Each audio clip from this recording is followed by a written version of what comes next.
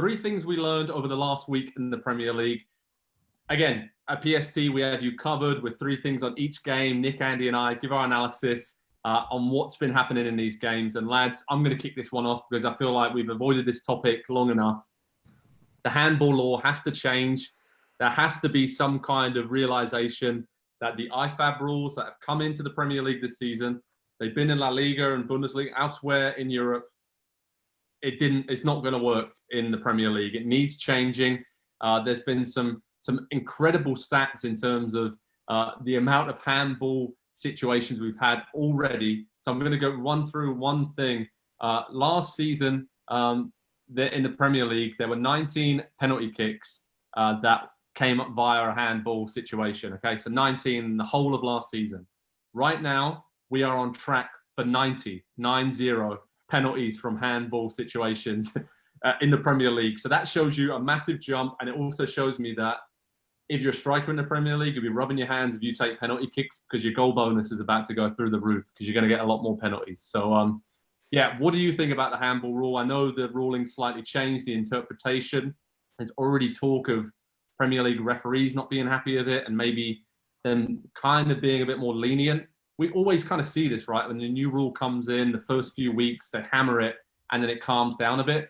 Is it here to stay? Or, Andy, do you think we're going to see a lot of penalty kicks for handball situations, which, quite frankly, weren't handballs, were they? Yeah, what was it a couple seasons ago? Was it kind of pulling and tugging on players on set pieces, on corner kicks, especially in the penalty area? And there were a ton of those early in the season. Then it kind of either calmed down on the referee's part or the players adjusted to it. And I think this is probably something that it's a little bit more difficult to adjust to because you make a great point. It's not as if, it's intentional at all on specifically Eric Dyer and Newcastle United, that one right there. To jump in the air and contest a ball in the air, you have to raise your arms. You can't jump with your arms straight at your side. You will land wrong. You will potentially, do lower body injury, to yourself by landing and how the balance and everything, where it's just to have a hand even up here without making any movement towards the ball, without gaining really an advantage from it either, and without knowing the ball is there because it's behind you. I don't understand it. And to Steve Bruce's credit, he said just as much after the game. But yeah, it's this new kind of interpretation that anything has to be called a handball. At what point do attackers just say, okay, you're a yard and a half from me, I'm just going to kick it at your hand? They're good enough to do that, by the way, and win penalties all day. Nick, your sort of assessment of this handball situation, and then move on to what you learned this weekend? Sure, yeah. I think quickly they need to just make the call. The refs need to be stronger. We need to trust the refs if something doesn't go exactly according to plan, because that's the way I look at it. The Newcastle had a penalty. That penalty was their second penalty. They don't create chances. They don't create danger. So if they're getting a penalty, there's a problem. It should almost never happen. What I've learned, what we've seen from a lot of these teams, a lot of the big teams, the congested off-season, the way that it was rushed forward, the transfers and the quick adaptations we're going to have to see, let alone all these League Cup matches. I think Everton has top 5 hope just by virtue of starting this quickly. I know they're relatively untested with respect to the Spurs win.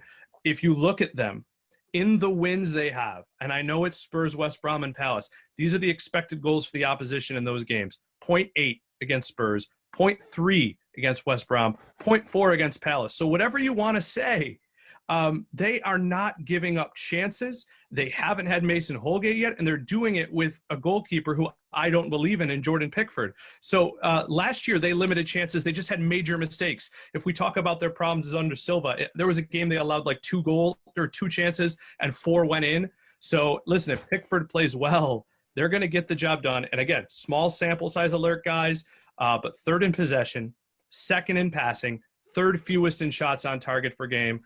Brighton's next. That's a nice test. But then Merseyside Derby, and I cannot wait. That'll be a beauty. That will be good. And Nick, you focus on a team that's done well and overperformed probably early in the season. Andy, I know that you learned something about a team that really is struggling at the moment. Yeah, and not just struggling in what they've already done, but potential struggles still coming up for Manchester United. If you look at their next 5 games, going to be very, very difficult. Spurs, Newcastle is kind of the odd one out there, but then it's Chelsea, Arsenal, and Everton, who Nick just talked about, and lots of reason to be excited about them. By the time they get to 7 games played this season, they will probably have done well to be on, I don't know, 9 points. More realistically, 6 or 7, I think, is a real possibility. And then at what point does Ollie start to come under real pressure for not getting results against the teams that they're supposed to be competing against for these top 4 and, potentially, kind of title places? And credit to Nick, he nailed the Brighton thing last week. They were very, very good value for certainly a point and maybe even 3 in that game. And just to see United struggle that way, we've talked a little bit this week about the transfer struggles and the way that they've done their business and the lack of a plan. They have 5, I think, potentially elite or currently elite players in their squad. And I think they play about the same 2 positions. And it's just, the squad is just all wrong. There's a ton of talent. The squad is just wrong. And it's cost so much money that I understand why they can't just blow it up and start over. But at some point, something drastic is going to have to happen at Old Trafford. Absolutely. And how they beat Brighton, I still am trying to scratch my head at that. Bruno. Well, that's it, right? They hit the woodwork 5 times. Trossard had the hat trick, left post, right post, and the crossbar. It was really incredible. Brighton really were unlucky. United, to be fair, Solskjaer held his hands up and said, we got away with one there. That's football. It's kind of Ollie time, right? Instead of Fergie time at the moment. They keep sneaking by. But like you said, Andy, I think it's going to catch them up. And then all of a sudden, when do we start talking about Solskjaer's honeymoon period? Is over a while ago, but still kind of that nostalgia feeling buys him some time. But I think if they have a poor few months here, Pochettino still doesn't have a job. He's going to be floating around in the background, I'm sure. And then Man United can really build something a bit more sustainable. But big few weeks for Man United after a poor start to the season. And that's a look at what we learned in the Premier League over the last week here at Pro Soccer Talk.